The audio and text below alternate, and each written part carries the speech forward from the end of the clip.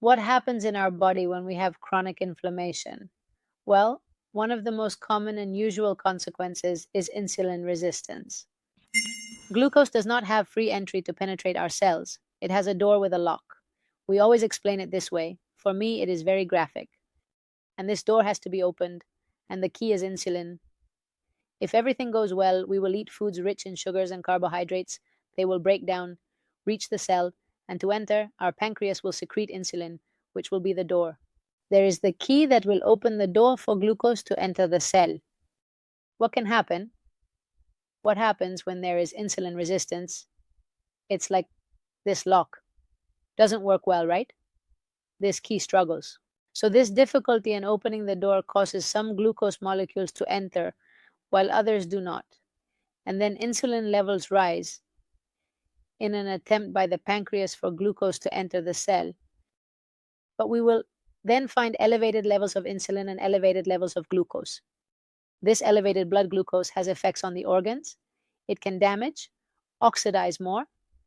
It has effects because it will be stored more easily as fat, especially it has a tendency to accumulate fat in the abdomen, which is a type of fat that is also inflammatory because they are slightly different cells. They tend to necrose more and inflame more. So it's like a fish biting its tail. Okay, so why does inflammation increase insulin resistance? Well, as I mentioned at the beginning, inflammation is something super important for our body, so it is given a lot of priority. So the body says, okay, there is inflammation, let's send energy to the immune system cells that are responsible for generating inflammation. So it says, let's close the doors of cells in other areas that are not the immune system so that the maximum possible amount of energy reaches it. And that is why more insulin resistance is generated when there is chronic inflammation. And from this, it can lead to an easier tendency to be overweight, obesity, general damage at the tissue level, changes in energy, like energy spikes.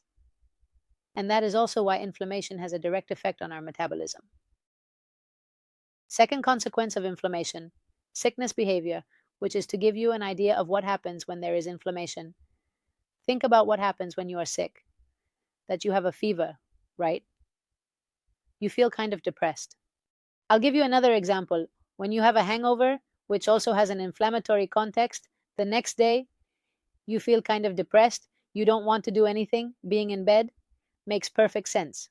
Let's think again that the body says, wow, we need a lot of energy for the immune system cells, and therefore what we are going to do is block the brain from certain neurotransmitters.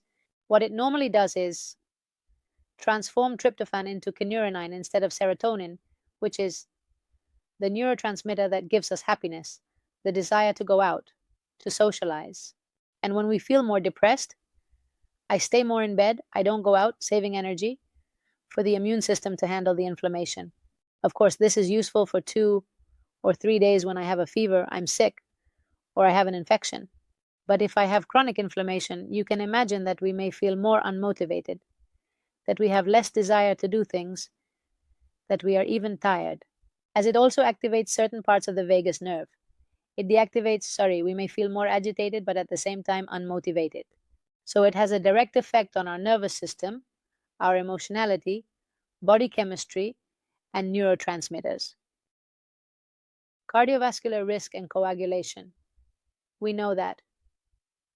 The strong risk when we have higher cholesterol, especially when there is inflammation, oxidation of that cholesterol too, because it makes it more unstable and makes it easier. The body interprets that inflammation can mean an injury, increasing coagulation. In fact, things we look at in analysis are related to coagulation markers, and we know that if they are elevated and there is nothing that could be related to an injury, we may be talking about inflammation. So the body says, oh, inflammation, there could be an injury. We increase coagulation.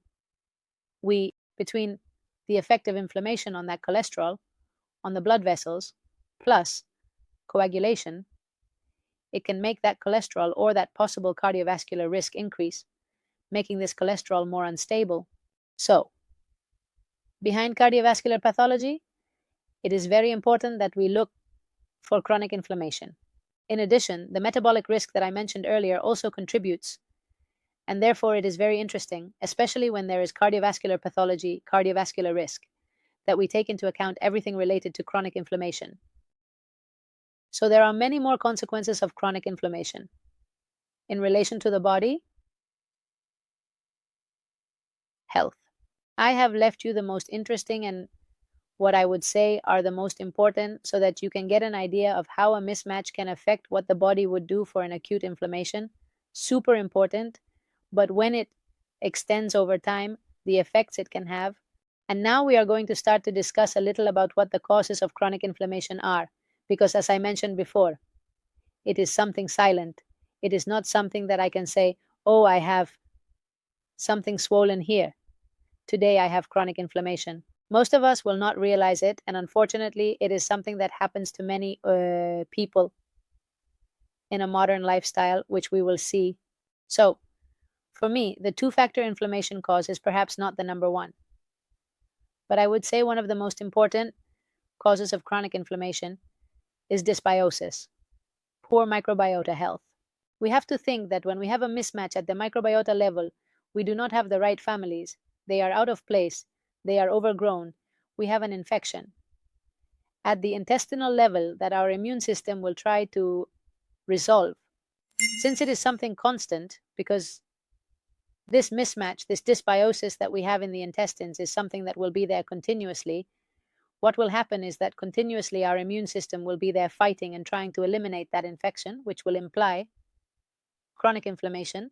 Additionally, this dysbiosis will often lead to intestinal hyperpermeability, which is what you see in this little drawing, which implies that the cells of our intestine, instead of being joined together, having little bridges that connect them, linking them, and allowing what should pass to pass and not allowing what should not pass, start to break apart. Let's have a sieve through which poorly digested food, toxins, pieces of bacteria, bacteria themselves, and other microorganisms can pass. And what is beneath the intestinal mucosa? Intestinal immune system, the vast majority of the immune system in our body. What will it do when this dripping of toxins and other things starts? It will activate. What will it imply? Since it will be constant, because these little holes will be there. Chronic inflammation. So, one of the main aspects for me is to check how our intestine is doing, our microbiota, and to regulate the issue of intestinal hyperpermeability, which go hand in hand. Then, the deficiency of nutrients. We know that nowadays, unfortunately, due to the type of cultivation and how animals are raised, food has less and less nutrients. So, whether we are vegans, vegetarians, or omnivores, we often do not eat enough protein, which can hinder, for example, the regeneration of intestinal permeability. From fatty acids, which are very important for modulating inflammation, as we will see next. Magnesium, which is also very important for intestinal motility, and the regularity of the intestinal microbiota, to many others. This nutritional deficiency can greatly affect inflammation because nutrients are both inflammatory and anti-inflammatory precursors, and therefore we need to have plenty of what does not inflame and what resolves inflammation, and little of what activates inflammation. Then, chronic stress, for various reasons. Think that stress is another of these great responses of the body essential for life, which nowadays, instead of using it occasionally, which is useful, we throw it away like a piece of gum, something that would help us survive a life or death situation. It's as if we are constantly in a life or death situation, and again the body prioritizes and readjusts many functions to manage this stress and the solution to the situation that has activated the stress. From enhancing the effect of insulin resistance, to making us more resistant to the anti-inflammatory effect of cortisol when we prolong it for a long time. It is also closely related to the entire part of the nervous system that we were also discussing. So, sustained stress, from keeping the body in alarm mode, also activates many inflammatory mechanisms and slightly enhances them. So, is this another major issue to consider in this case? Who isn't stressed nowadays? I mean, not at first. But it is very important that we take it into account and that we can somewhat take control to manage stress better. Sedentary lifestyle, another major modern issue. We know that both fat and muscle act as organs in themselves, both at a metabolic level and also at an inflammatory level. I have already mentioned before that, for example, having a lot of visceral fat is a type of more necrotic cell that adds more inflammation. So, we see that this excess fat doesn't mean we shouldn't have any, so please don't be alarmed. But an excess of visceral fat can lead to more inflammation. And on the other hand, for example, having a good amount of lean muscle mass, on the contrary, is a glucose permeabilizer. So we lower these glucose spikes that indirectly also activate inflammation. Training itself is like training inflammation as well, because every time I train, I get a little inflamed. My body has to learn to de-inflame. So physical exercise is also a great anti-inflammatory tool, and sedentary behavior is a major inflammatory factor. And also exposure to toxins, right? Exposure to toxins that nowadays can sometimes be complicated to see how we can escape a little from it, because we have heavy metals like mercury, cadmium, lead, which sometimes it's impossible to flee from. But then we have all the endocrine disruptors, which we have from cosmetics to everything we use for cooking to clean the house. Now, there is a lot of talk about mycotoxins that are even in places we don't see in our homes, in food, pesticides, everything that is added to animal products to stimulate their growth. It's a countless number of microplastics, a countless number of toxins to which we are exposed, and our body, evidently in the breath we live in today, which is our modern life, still doesn't know what it is and reacts against this exposure to toxins, right?